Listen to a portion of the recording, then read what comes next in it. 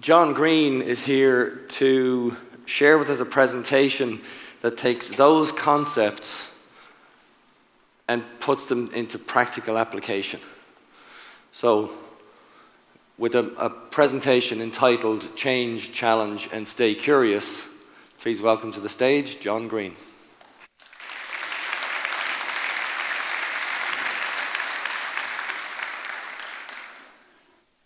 I don't know if you've ever doubted the amount of meticulous planning that goes into an event like this. But if you ever have doubted that, then you should doubt no more. The fact that I'm here now as the last formal speaker is testament to that amount of detailed planning. Because if you want to finish on time, then make sure that your last speaker, the speaker that stands between you and the bar, is a Scotsman. Sheer genius. Genius.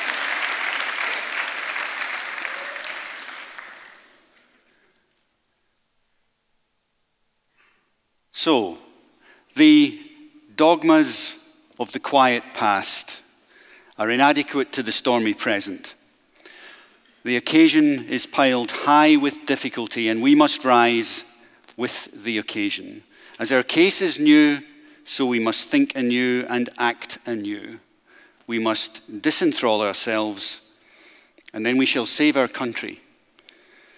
These are the words of an American president, Abraham Lincoln, in fact, 150 years ago. And Lincoln wasn't talking about safety. He was talking about slavery. And what he was saying wasn't anywhere near as important as, for our purposes at least, as when he was saying it. He was talking during a time of great crisis in America. America could stick on a path that had served it well for centuries, or it could decide that such an approach was standing in the way of advancing as a modern nation. And I think in many ways safety is in a similar crisis now. The ideas that have taken us to where we are also seem to be the ideas that are inhibiting further progress. The doctrine of separating people from danger by implementing increasing layers of constraint may once have yielded positive returns, but in today's fast-changing, globalized, competitive, and technology-driven world, such notions are increasingly inadequate, impotent, and counterproductive. The good news is that there are plenty of detection, intelligent, imaginative, innovative, and collaborative capacities readily available to rise with the occasion. However, prevailing safety ideas or frameworks make very poor use of such abilities. In fact, from the current safety perspective, these abilities are mostly seen as a threat or a problem. Most safety initiatives are about controlling, programming, increasing surveillance and observation, holding people accountable to predefined plans, roles, and responsibilities, and thereby decreasing the opportunities to think anew, to let loose imagination, innovation, and collaboration. It is my firm belief that many initiatives to improve safety have tied people and organizations into constraining dogmas. Equally, it's my belief that the safety perspective can contribute to making people and organizations better, smarter, healthier, more productive, and more successful. What is it you think when that goes on the screen? What adjectives spring to mind? Is there a difficult question? Yeah, innovate. So I've asked thousands of people this, and you tend to get this sort of word cloud generated. You get a pretty positive response to the Apple logo. And even if your iPhone is playing up or your latest update to iOS has failed, or you've just sat on your iPad or your iPhone, you generally have a pretty positive response to the Apple logo going up there. Apple's cool, yeah? Apple's sophisticated. Apple's sexy, yeah. Apple's sexy.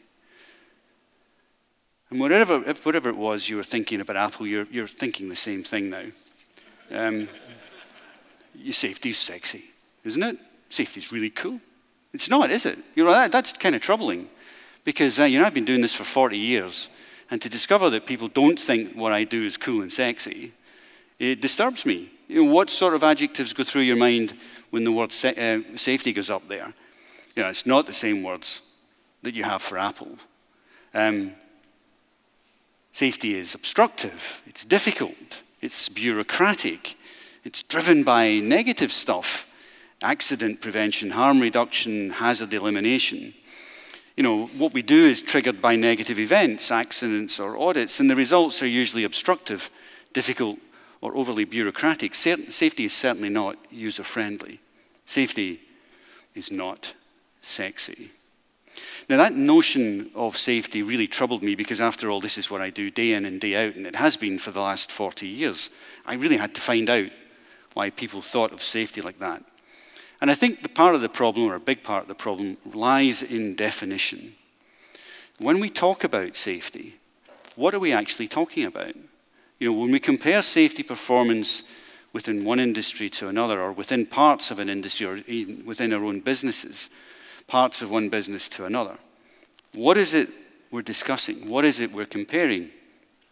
Have we simply replaced a really difficult question, what's safety like here, with a really easy one, which is how many accidents have we had?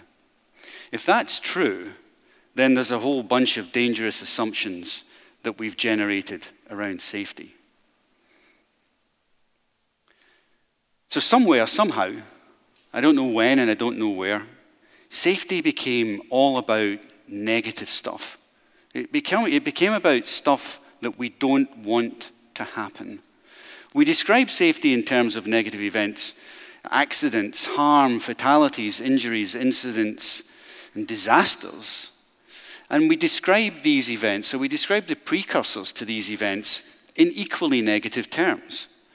We talk about dangers, hazards, violations, risks, slips, mistakes, holes in the cheese, or lapses. And then we select from the vast array of tools at our disposal to allow us to control and constrain people. And then we tell people to get with the program, to give us their hearts and minds.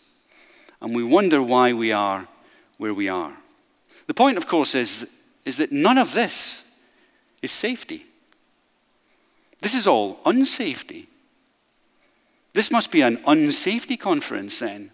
And the vast majority of you sitting out there, you must be unsafety practitioners. Now, this story all really begins almost 8 years ago, when I was asked to go to Australia by the business that I currently work for. And we bought a business that wasn't performing to what we deemed to be acceptable standards, the standards that we'd already set in Europe. And this was the sort of problem that I faced. I faced a business, in the safety perspective, I faced a business that had unacceptably high incident rates. And, we did the usual stuff. So we had more rules. If there wasn't a rule there, then we had a rule, because it's really bad not to have a rule, isn't it? If there isn't a rule, well, let's have one. So you have a rule. And we had better engineering controls, and we had roles that didn't exist in Australia. We imported them from Europe, and we gave those roles to Australians to do. And we had the same impact as we had in Europe. So we saw accident rates tumble. And we got down to a point where it was becoming increasingly difficult to rely on accident rates as your sole source of learning, because they were becoming really few and far between, and you had to wait for them. So you had to wait for accidents before you did any of your really good, sexy work. And we thought, well, this is kind of daft. This isn't really the way you want to be doing safety at all. And we thought, well, so what happens if we continue doing stuff this way? And we had the luxury of staring into our future, which doesn't get to happen to you very often, because our European business had been doing what we were doing for 2 years longer than we had. And we had the luxury of staring into our future. And when we looked, we didn't like what we saw. We saw the European business continuing to invest in safety with no real return on that investment in terms of safety performance or accident rates as measured. And a business that in the space of 18 months suffered 3 fatalities. Fatalities that occurred on projects that otherwise would have won safety awards for periods of lost time free operation. You know, there was no expectation that a death would occur in this project. There was no warning. There was no spate of small accidents. There was nothing to attract the safety department to those projects to do all of their good work. There was nothing to warn us. And this seemed to run counter to traditional safety thinking, which is the pyramid. You know, Bird's pyramid, Heinrich's pyramid, whichever bloody pyramid you want to believe in. You know, which says you take care of the stuff at the bottom and the stuff at the top takes care of itself. That wasn't what we were finding. We were finding that these fatalities were coming as a surprise. There was nothing in the traditional data that we were looking at that would tell us that this was going to happen. So we decided that, well, there has to be another way of looking at safety.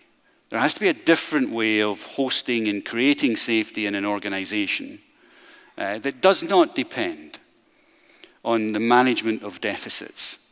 And safety has become almost exclusively over the last 10 years all about managing deficits. It doesn't add to business performance. It simply gets you back to where you think you should have been in the first place. Now that's difficult for a successful business. You know, this deficit management approach is problematic because there's increasingly less to learn from. And the control and constrain dogma over time distances the organization and alienates the workforce. And this was one of the problems we faced as we wanted to transition from the old way of doing safety to a more modern way of doing safety. And one of the questions I'm always asked is, so didn't this transition scare your organization? Wasn't it baby and bathwater out and replaced with something very different? And I tell a story normally, and I have to be careful when I tell this story, because I always lock eyes with the most inappropriate member of the audience. Because it's a story about a very fat man. Now, in an audience like this, where you're all lean and healthy, it's not so difficult. But when you do this in America, very easy to lock eyes with the wrong sort of person. I want you to imagine that you're a very fat person, and you go to the doctor, and you say to the doctor, I am going to take part in next year's Ironman. And the doctor looks at you and says, you're not. You're 30 stone, right? You're not taking part in anything next year. You say, well, what do I need to do? And the doctor says, well, you need to lose a ton of weight. So you go away, and you lose a ton of weight. And you come back, svelte, 11 stone, fit, ready to run your first marathon or to take part in Ironman. And you say, I'm ready, doctor. And the doctor says, no, you're not. You've lost all the unnecessary weight, and I can see it's not come back. But now you need to get fit. Now we need to build resilience. And in many ways, that's what we had been doing in Australia over the past 6 years. You know, we had been getting rid of all of this excess weight, all of these unnecessary accidents, and we knew they were unnecessary because they didn't come back. And we'd got down to a kind of fighting weight where actually focusing on weight reduction was no longer appropriate. What we needed now was to get fit. Now, the outcome in both approaches is exactly the same. The purpose of dieting and then fitness is to take part in either a marathon or in Ironman. So rather than the two approaches, rather than the traditional and the safety differently approach being challenging one another, I like to think of them as being complementary, that you cannot do one without the other. So we wanted to consider a safety future that wasn't tied to incident rates, and it wouldn't be about the absence of something. I think one of the dangerous assumptions we've created in safety more recently is that safety is the absence of something. It's the absence of accidents. We believe that we create safety based upon the absence of its opposite. Now, we know that's not true because when we look at fatalities and serious incidents, we find them preceded by long periods of accident-free operation. during this time where we're not having lost time accidents, the precursors to serious events are building up undetected if the only thing that you're looking at is accidents. So before deciding what we were going to build, we decided we had to create a vision of what we were trying to move away from. So what is the traditional safety personality? If safety was to walk into the room just now, hand in hand with quality, how would you tell them apart? How tall would safety be? What color would his or her eyes be? What are the characteristics of a traditional safety program? And this kind of reads like a job description for a safety professional. And it's depressing. It's awful. That we believe the system is safe. That's the purpose of the system, to create safety. And if we could just get the dumbasses that work for us to follow the perfect systems that we give them, then everything would just be fine. We believe that safety is the absence of accidents, and that accidents happen because of unsafe acts or deviations from plan. Now, I'm a cognitive psychologist, and when I see a phrase like accidents happen because of unsafe acts or deviation from plan, I see a lot of loaded language in there. I see a lot of value-driven language. Because what is unsafe? What's unsafe to me is probably very different from what you think is unsafe, and will always be very different to what an operator thinks of as unsafe. And who gets to decide on what is unsafe and what is not unsafe at the end of the day? So that's the type of phrase that we wanted to try and get away from. That variability is a threat. That what we want is one way of doing things and only one way of doing things. And we don't want operators making things up as they go along. But people are a liability. That contrasts rather nicely with the often trotted out HR maxim that people are our number one asset. Yes, but they're also a pain in the arse. So people are a liability. The procedural compliance is mandatory. We all get hung up about compliance, and I'll be happy to take questions afterwards about where does the regulator stand with this sort of approach. And the behavioral-driven psychological piece, which is, well, how do we change people? How do we get them to behave the way that we want them to behave? Now that's a pretty depressing list, but I have to say that over my 40 years in safety, I think that is the way that we create safety in organizations. These are some of the notions and some of the assumptions and some of the heuristics that we use.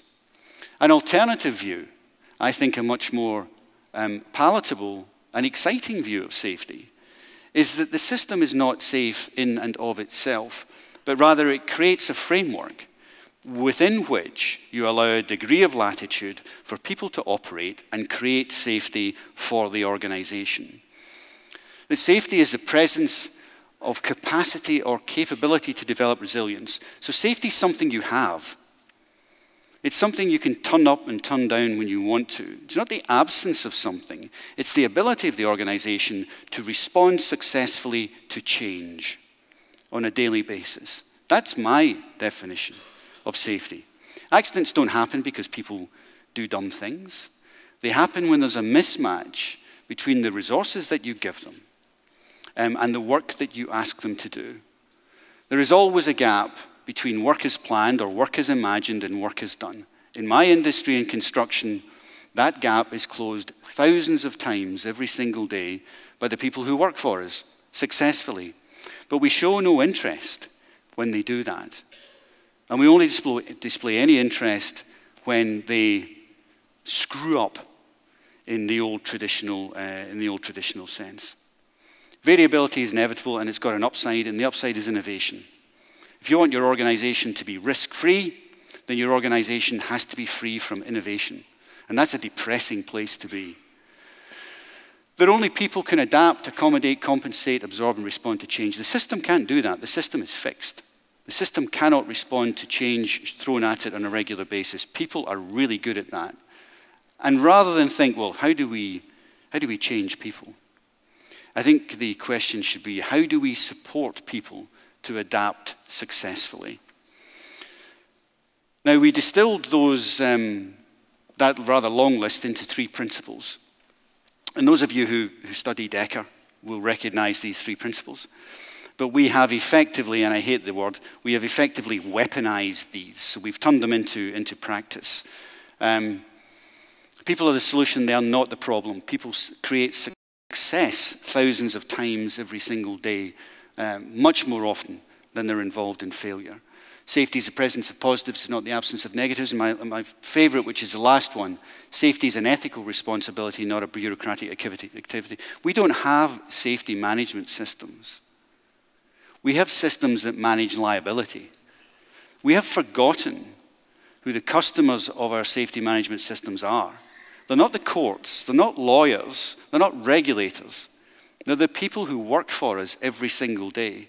And the purpose of a system is to make it far more likely that they're going to be successful rather than masquerade the system as some effort to mitigate a problem once you've got into it.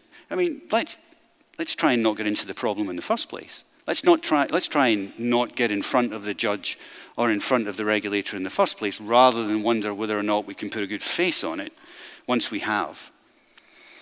Now, committing to these principles changes the entire organizational dynamic around safety. It gives credit to workers for getting things right. And let's face it, they do that most of the time.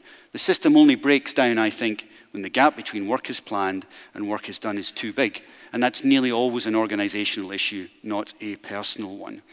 Now, when you look at statistics through that lens, the question isn't, how do we get our accident rates lower? It's how did we get our accident rate as low as this? And that's empowering for a workforce. It's not threatening. We have regular forums that we call collective insights, where we have structured conversations with the workforce around high-risk tasks. We start with the most junior member in the room and finish with the most senior member in the room, discussing what control measures we've used. Are the corporate ones any good? Do they stink? It's always led by a supervisor or a member of the leadership team. It's never led by safety. And we've all got big safety departments sitting around on their thumbs, waiting for things to go wrong or filling out forms for corrective actions or audit findings or something. And these departments swing into action, mobilizing all their experience in the aftermath of an accident. How do you know that the things that you find when you investigate an accident aren't happening all the time? How do you know that? If you're not examining normal work, if you're not examining work when things go right, you have no right, in my opinion, to suggest that the things you find when things go wrong are unique and require fixing. Why do we wait for things to go wrong in the first place? Why don't we use the same resource to investigate things that go right? There's a lot more of them to start with. They're happening all the time out there. You don't need to wait for one. And people feel good about discussing things that went well. Oh, and no one has to get hurt. When you investigate work that's gone well, people leave the room with their heads held high. They've enjoyed the discussion, and they will happily spread the word. I don't want you to think, in closing, that this is simply some abstract piece of academic research. This is very much the way that we create and manage safety. If you were to look at our SMS and opened it, you would see a very familiar contents page. But if you looked at the way we do things and what we do, you would find a very different approach to safety. We keep ourselves busy doing stuff that's very, very different from the stuff that safety people traditionally do. We spend a lot of our time examining the gap between work as imagined and work as done, detecting and correcting the drift that naturally occurs over time as employees become familiar with the work that they do. The contribution that the workforce makes to this process is critical and invaluable. We don't just engage our workforce, we empower them. They are, after all, the true experts in their field. And who better to manage the risk than those who stand in the middle of it every single day? We obsess about critical and life-changing risk, recognizing that this is what should drive our efforts, not simply outcomes. We would, of course, rather that no one was ever injured in any way whatsoever, no matter how minor, on any one of our projects, and we regret every time that someone is injured. But in a world of limited resources, we focus on top-end risks. And throughout and across all of this are shifts in the roles and responsibilities of everyone in the safety management chain. The role of our leaders has changed over the years from positions that have all the answers to positions that ask better questions. Questions like, can you tell me about a time when work was difficult? When do you struggle here? What changes have we made in the last 12 months that you have found of benefit? If there was one thing that you would like the person who wrote the method statement for this job to know, what would it be? When is a good day? When is a bad day? And if you had £50,000 to spend on safety here, how would you spend it? These dialogues build trust and drive out fear, and that process is absolutely crucial if this approach is to succeed. Safety people don't always like what I have to say.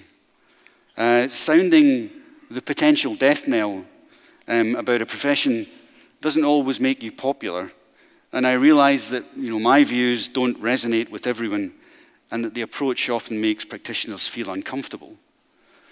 But I have a very genuine and real concern that unless we change the way that we view safety, we face the very real prospect of becoming utterly irrelevant as this modern, fast-paced, technology-driven world of work simply passes us by.